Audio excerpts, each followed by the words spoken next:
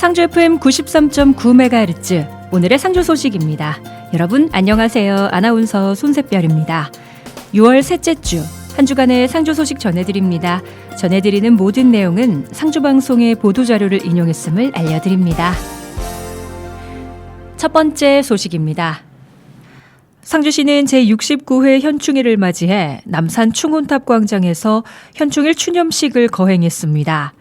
추념식은 오전 10시 정각 전국에 울리는 추모 사이렌에 맞춰 묵념을 시작으로 국민을의 헌화 분향, 추념사, 헌신앙송, 현충일 노래 순으로 진행했습니다. 강영석 상주시장을 비롯한 보훈단체장과 기관단체장, 국가유공자, 보훈가족과 시민 등 많은 인원이 참석해 함께 넋을 기렸습니다.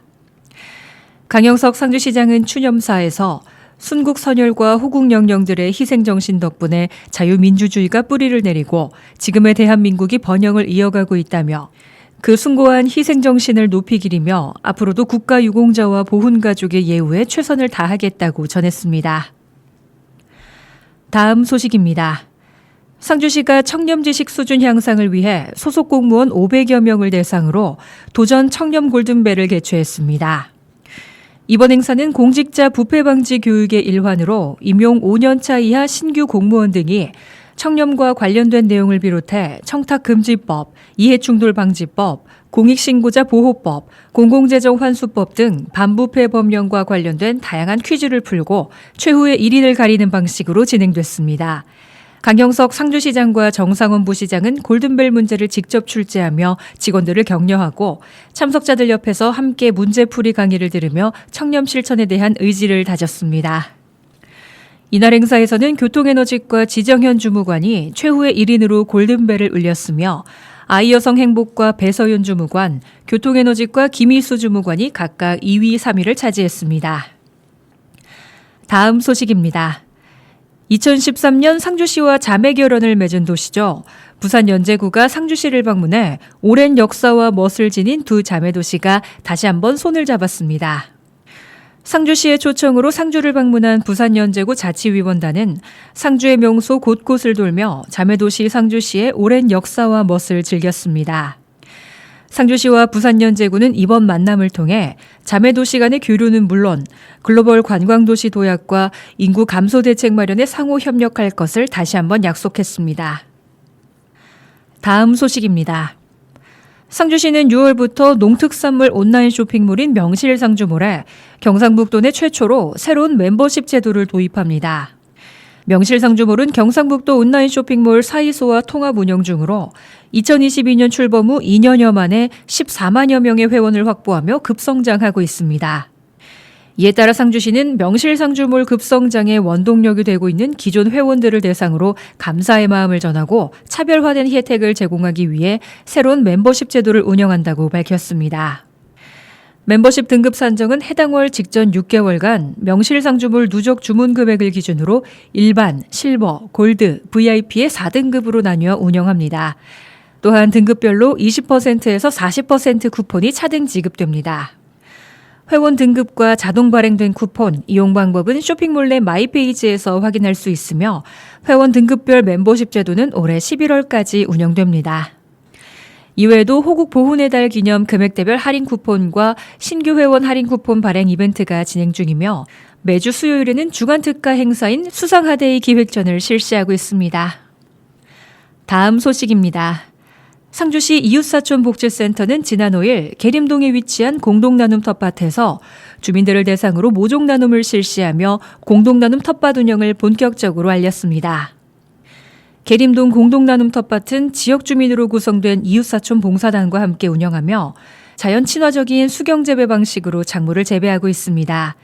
최근 수확한 작물은 지역 내 사회복지시설 및 취약계층에게 전달했으며 이번 모종 나눔은 공동나눔 텃밭에서 씨앗 심기를 통해 직접 발화시킨 모종을 수경재배 방식으로 키울 수 있도록 꾸러미로 만들어 주민들에게 전했습니다. 다음 소식입니다.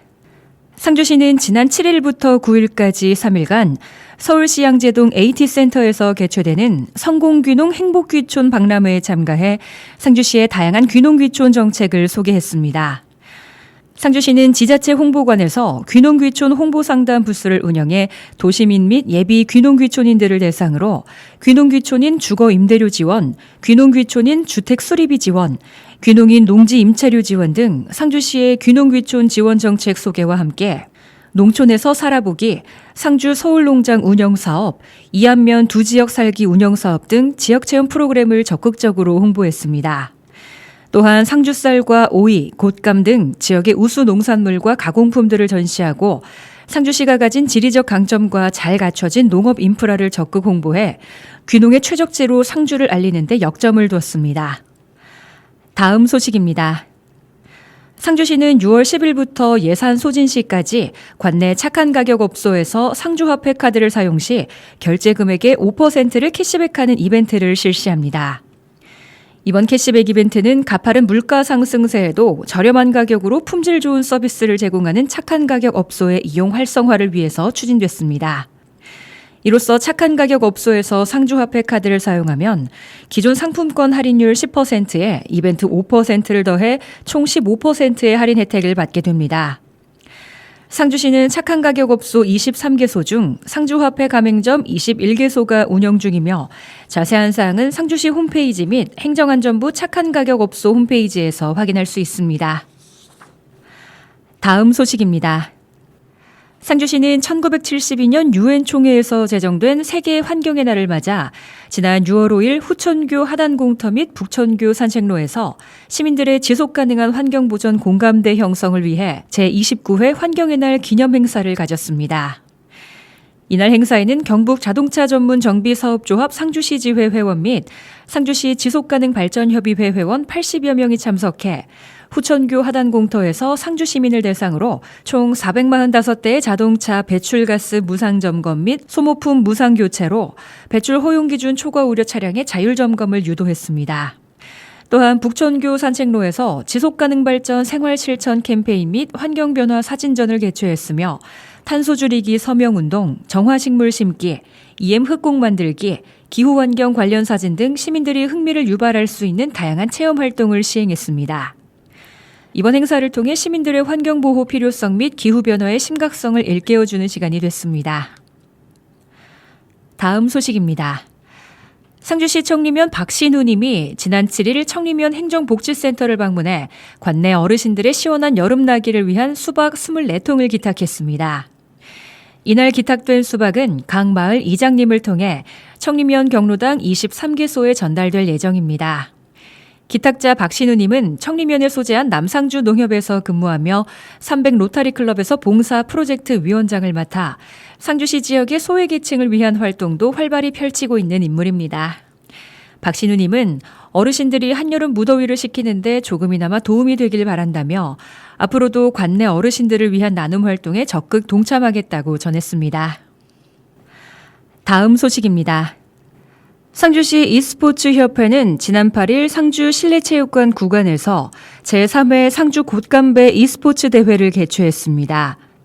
대회 종목으로는 리그 오브 레전드, 피파 온라인, 배틀그라운드 총 3종목이며 16강부터 결승까지 이루어짐에 따라 대회에 참가하는 선수들과 시민, 공연팀 등 200여 명이 모여 진행됐습니다. 또한 게임 대회 이외에도 타로와 체험 부스, 드론 축구 등 다양한 즐길거리와 볼거리로 시민들을 즐겁게 했습니다. 다음 소식입니다. 상주박물관은 지난 10일 국보순회전 모두의 곁으로 영원한 동행 상영토기 이야기 개막식을 열었습니다. 이번 전시는 지역 간 문화 격차를 해소하기 위해 대중적 인지도가 높은 우리나라 중요 문화유산을 지역박물관에서 선보이는 특별한 전시로 국립중앙박물관이 주최하고 국립대구박물관과 상주박물관이 공동 주관한 것으로 오는 9월 1일까지 이어집니다. 국보순회전 12개 지역 중에서 세 번째로 개막한 이번 전시에서는 금령총에서 출토된 기마인물형 토기와 배 모양 토기, 등잔 모양 토기, 영락 달린 토기, 주구 달린 토기 등 지역 박물관에서 보기 힘든 문화유산들을 상주박물관 기획전시실에서 선보입니다. 박물관 야외 연못에는 기마인물형 토기를 대상으로 만든 조형물 작품과 농병문화관 외벽에서는 기마형 인물 토기 등을 대상으로 한 상상 문화유산 네컷 만화 그리기 대회 수상작도 전시됩니다. 이후에는 국보순회전 연계특강과 모두가 함께하는 특별한 공연도 진행될 예정입니다. 다음 소식입니다. 상주시는 지난 11일 호국 보훈의 달을 맞아 안보특강을 실시했습니다.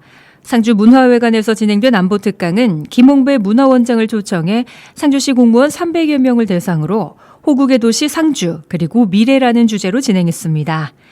이번 특강은 이달 14일에서 15일 개최되는 상주 화령장 전투 전승 기념 행사를 앞두고 호국 보훈의 의미를 되새기고 공직자로서의 투철한 안보의식을 함양하고자 마련됐습니다.